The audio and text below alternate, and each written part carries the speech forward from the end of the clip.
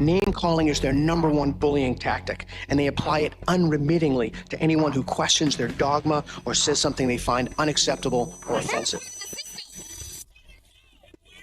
As early as 1928, the communists declared that the racial differences among our people constituted the weakest and most vulnerable point in our social fabric.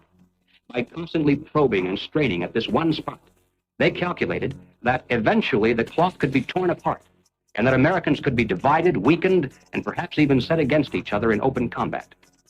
They said in no unmistakable terms that people, because of their social status and their predominant working class composition, offered greater revolutionary possibilities than any other cross-section of the population. How do we get out of this mess? Revolution, nothing less. Revolution, nothing less. Revolution, nothing less. Revolution, nothing less. Revolution, nothing less. The communists call not only for extensive chaos within the cities, the plan is for raging fires from one city to the next. The average American, they say, soft and decadent, when he sees billows of black smoke rising from one horizon to the other, when at night the only light he has to see by is the flickering red from flames leaping into the sky, he'll become paralyzed with fear and panic and do nothing to interfere with the guerrilla bands as they strike at the community's power centers. To justify violence, they have to be able to claim that they're liberating people. And if people are to be liberated, then it's necessary to go through the motions, at least, of pretending that they have a right to form a nation of their own.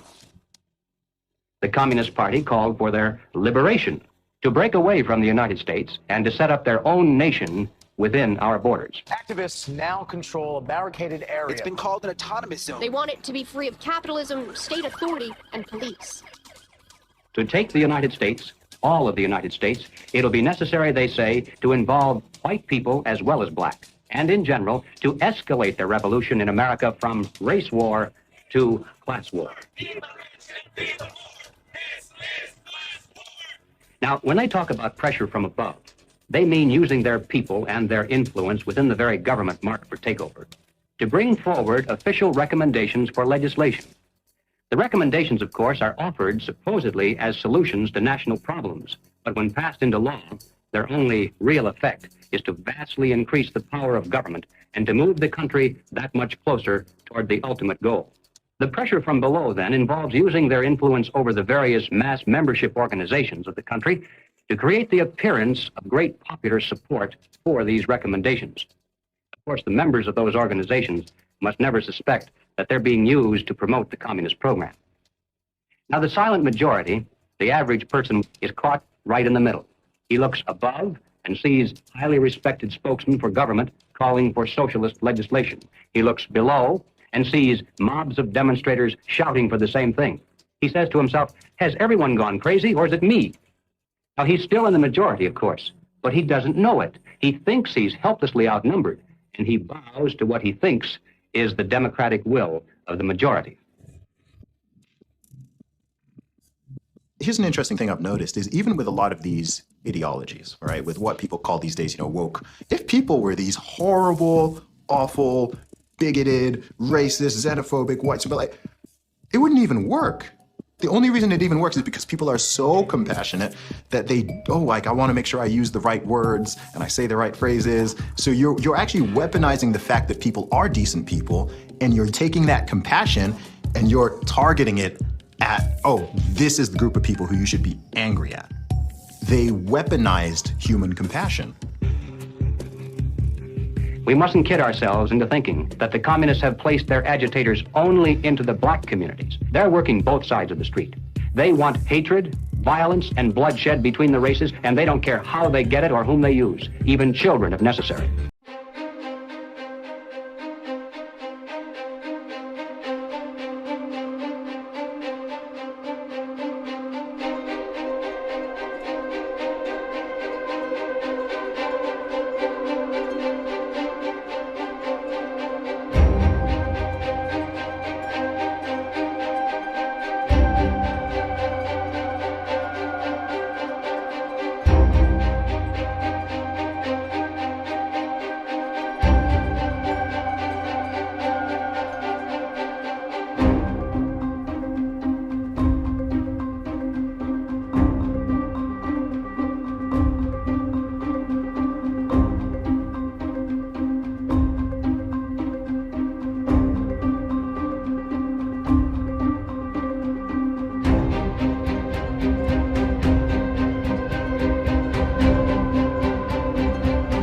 Not only is it in the schools, but it's in the workplace, it's throughout society. It's destroying this country. If this continues, we will look back and be responsible for the dismantling of the greatest country in the world by reverting to teaching hate and that race is a determining factor on where your destiny lies. Thank you. Sarasota School Board Chairwoman, what has been the worst of what you've had to deal with in terms of community or parental reaction? The calling of names, tyrant, Marxist, communist, and they want to move kids over to charter schools and private schools without the oversight of the state. And that's wrong. Education authorities in the United States are asking the government to use anti-terror laws and involve the FBI against parents who protest against the way their children are being taught. It identifies no fewer than 13 possible federal crimes, including making annoying phone calls. How about this one? They could be prosecuted for using the internet in a way that might cause emotional distress. Over the weekend, Democrats voted to ban gendered language in House rules. And that means no more terms like father or mother. Is the administration's official policy to replace the term woman with birthing people? Black birthing people. Black birthing people. Black and indigenous birthing people. You shifted from using the term mother to birthing people. Again, if we're trying to be precise in the language that's used. Mom's a pretty good word. I'm not a birth person. I'm a mother. Can you provide a definition for the word woman? Can I provide a definition? No. Yeah. I can't. You can't? Not in this context. So I'm not a biologist. The meaning of the word woman is so unclear and controversial that you can't give me a definition? Do you believe then that men can become pregnant and have abortions? Yes. Literally everything that was fought for women's rights is going straight down the drain. This environment that has been created and corrupted and manipulated does not respect women, does not respect children, does not respect men. It cares nothing for family. So that's why they have to attack mother and remove father, because she's going to protect that child, he's going to protect that woman, and they both are going to protect society. Good evening. Good evening. Thank you very much. Thank you for your service.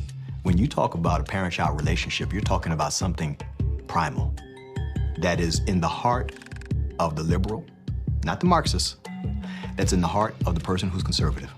And they're pushing the boundaries on something that they cannot control.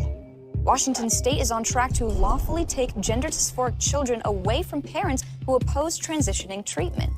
That is against the Constitution. The only time a parent loses their rights is if there's an extreme circumstance. It's severing the bond between the parent and the child. What they're doing is they're dividing families to take control of the children. The biggest offense against communism is the nuclear family. In Chapter 2 of his Communist Manifesto, Karl Marx wrote, "Abolition of the family. The bourgeois family will vanish as a matter of course." We're here today to represent the millions of Black Americans who disagree with the Black Lives Matter movement. If you go to Black Lives Matter website, it says that we disrupt the nuclear family. That's my wife. This is our 4 children. Why would you disrupt the nuclear family? Because the real objective is to remove the family as a possible alternate source of guidance and support. All totalitarian regimes strive to destroy the close-knit family in order to remove any loyalties that might be higher than to the state itself. I have seen over the years in my practice a steady decline in the expression of healthy masculinity and healthy femininity. The separation between the male and the female is almost complete now. And it's due specifically to the ongoing attacks against masculinity and the degradation of femininity. And if our family structure is lost in the next generation, what do we have left? We're just a bunch of listless individuals living our lives out virtually behind a computer screen and following the orders of the government. Maybe it's because I came in the movement at 17 and a half, so I have just a knack for knowing how to organize young people. I was at the art publications table today, and I was speaking to this young person, and he grabbed a book and he said, it's like Mao's